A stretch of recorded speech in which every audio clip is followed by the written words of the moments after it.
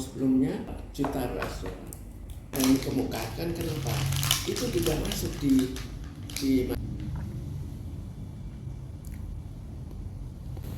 Oke.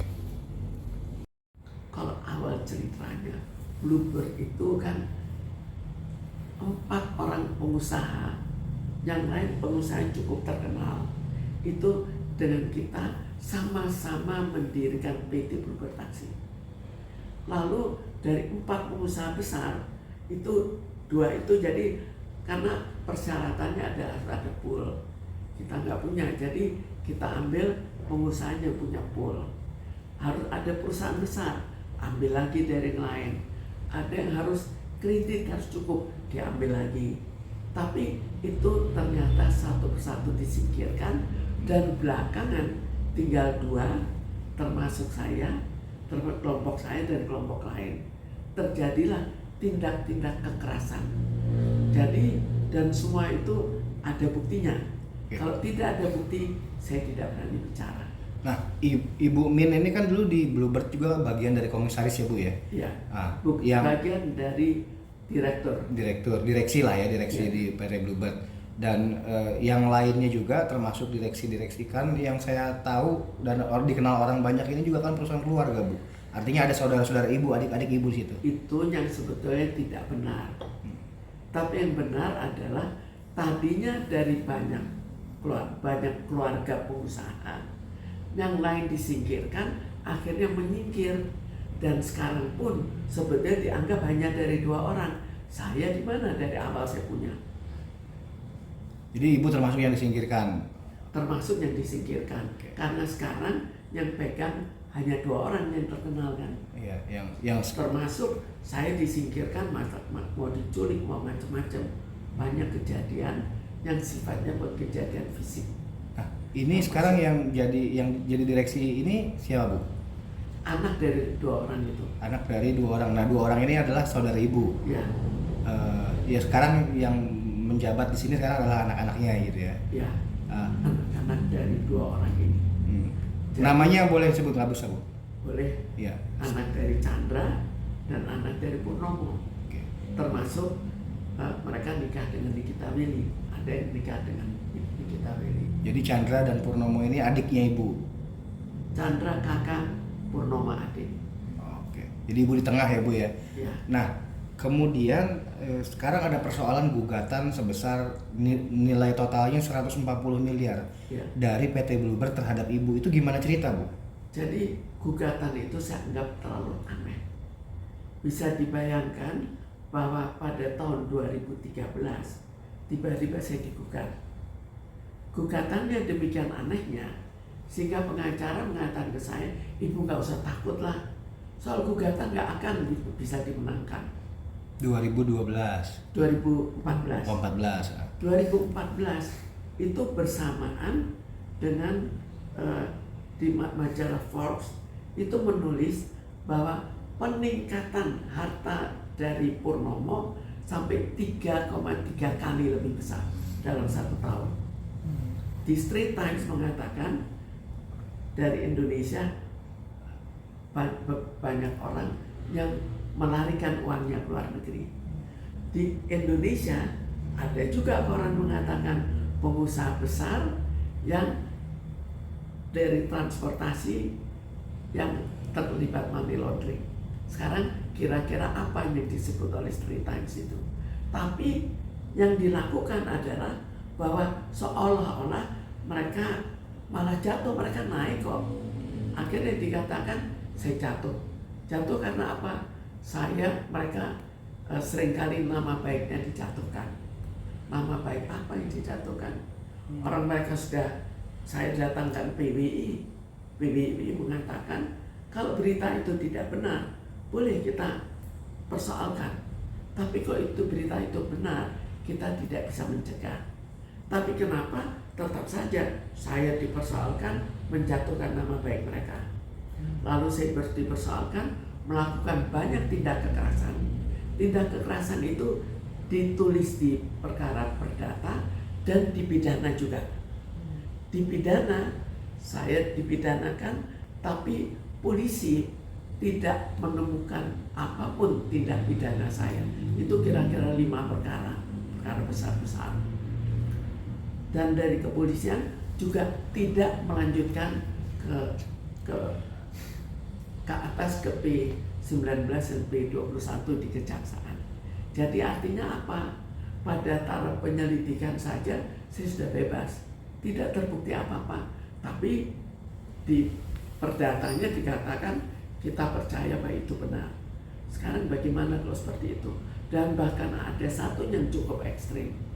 Ekstrimnya saya memberikan racun sehingga banyak orang yang terkena, dan ya tujuannya mematikan lah. Tapi ternyata tidak sampai terlalu parah, tapi sudah sampai muntah-muntah. Yang saya persoalkan, kalau betul muntah, maka mereka tidak bermoral. Kok nggak dibawa ke rumah sakit? Ini enggak. Lalu di situ itu pada saat hari raya, hari ulang tahun Gubernur. Di situ ada polisi-polisi yang diundang. Polisi yang diundang, kalau memang itu benar, kenapa saya tidak ditangkap? Lalu akhirnya itu dilaporkan oleh pihak Bluebird, dilaporkan saya melakukan tindakan-tindakan yang memberikan racun. Oh, jadi ibu dituduh difitnah memberikan racun di acara ulang tahun Bluebird. Acara ulang tahun Bluebird. Itu tahun berapa, Bu? Itu tahun 2008. Tahun 2008. Tapi yang terjadi apa? Waktu mereka sudah lengkapi dengan banyak laporan, berapa banyak penelitian dan sebagainya, ternyata polseknya tidak mau melanjutkan. Dia tidak memberikan nomor, artinya tidak diproses. Dilaporkan, mereka nggak mau terima laporannya. Artinya apa? Terlalu naif kan caranya. Memberikan laporan itu terlalu berlebih. Tidak Dan memenuhi unsur. polisinya tahu sendiri kok. Jadi akhirnya, tapi itu pun saya tetap salah. Jangankan apa, ada kebetulan pada saat itu saya peluang deposito saya ambil, dan mereka kebetulan tahu. Itu jadi masalah lagi. Perbuatan melawan hukum. Perbuatan apa? Katanya itu deposito mereka. Buktikan dong kalau itu deposito mereka. Jadi terlalu banyak hal-hal aneh, dan akibat hal-hal aneh itu saya dipersalahkan, dan juga masalah yang sifatnya di bank. Jadi di bank itu di luar negeri katanya mereka susah, di dalam negeri susah. Tapi saya pertanyakan, di luar negeri susahnya karena apa? Apakah bukan karena adanya berita dari majalah Straits Times? Lalu di Indonesia kenapa susah? Mereka tidak terdaftar di Kemenkumham, jadi artinya tidak diakui sebagai PT. Kalau tidak diakui, apa bisa daftar di bank? Kok saya dianggap sebagai penyebab? Jadi Bluebird ini ada dua PT ya, Bu? Sebetulnya tadinya tahun 71 hanya ada satu. Itu sampai 2001 baru Purnomo Chandra mendirikan dua orang itu mendirikan PT Bluebird tanpa kata taksi. Dan ini semua fasilitas dari PT Bluebird Taksi diambil, tempatnya diambil, mereka menentukan saya harus bayar berapa, ordernya diambil. Sekarang logikanya bagaimana? Mimpin akhirnya Purnomo di Bluebird juga, di Bluebird Taksi juga. Bagaimana logikanya bahwa perusahaan yang begitu terkenal dulunya dia malah jatuh? Yang muncul Bluebird milik Purnomo dan Chandra. Oh, jadi tadinya itu namanya PT Bluebird Taksi. Akhirnya di tahun 2001 di akte notaris terbit lagi. Didirikan PT Bluebird, dan ini sudah dimatikan. Dimatikannya bagaimana? Tidak pernah disesuaikan dengan undang-undang perseroan terbatas. Bukti kematiannya bagaimana? Bukti dimatikan. Kemenkumham membuat surat resmi bahwa tidak terdaftar di Kemenkumham. Jadi dimatikan PT Bluebird Taksi ini. PT Bluebird Taksi. Kan mereka semua sudah dialihkan, order semua sudah dialihkan. Mungkin gedung pun dulu pernah IMB-nya pakai nama PT Bluebird. bukan PT Bluebird Taksi. Tapi kita bisa lihat dari riwayat, dari buku Sang Biru itu ada kan, buku Sang Biru itu sudah ada bahwa dari dulu gedung itu sudah ada. Jadi milik siapa? Lalu order, coba kita tanya, kalau ada yang order, apakah dia menanyakan milik siapa? PT Bluebird Taksi atau PT Bluebird? Enggak, dibagikan oleh mereka. Disitulah akhirnya dilakukan banyak tindak kekerasan terhadap orang yang tersisa, yang bukan Purnomo dan bukan Chandra. Seperti yang tersisa satu keluarga itu juga habis akhirnya. Cuma mereka terlalu tidak berani karena sudah digebukin. Nah, sekarang cerita yang ini gugatan 140 miliar terhadap ibu, dan itu katanya sudah ingkrah, Bu. Sudah inkrah. Lucu lagi, jadi kok bisa inkrah? Polisi kan saya pidana. Pidana tidak membuktikan dan bahkan tidak naik ke kejaksaan. Jadi artinya kan sudah nggak ada apa-apa. Itu sudah 20 tahun lebih. Di sini kok perdatanya mengatakan ya itulah kesalahan saya. Kan lucu, akhirnya kena 100 miliar. Sekarang kita tanya kembali, gugatan immoral yang imaterial yang 100 miliar itu apakah ada? Nggak ada kan? Jadi kok bisa begitu ekstrim? Sudah dari masalah tidak ada bukti, akhirnya hanya karena hakim yakin. Nah, kemudian ada lagi masalah kerja. Jadi saya puluhan tahun di Bluebird, pada saat terakhir dianggap kurang bekerja. Sekarang pertanyaan saya, alangkah bodohnya Purnomonya masih jadi direktur. Masa sekian puluh tahun kerja, dia nggak tahu bahwa saya nggak bekerja. Tapi kita kembalikan pada apa buktinya?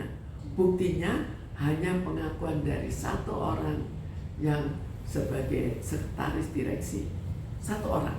Dia keluarkan empat saksi. 3 tidak membuat pengakuan itu. Hanya 1. Jadi dari segi kesaksian juga terlalu lemah.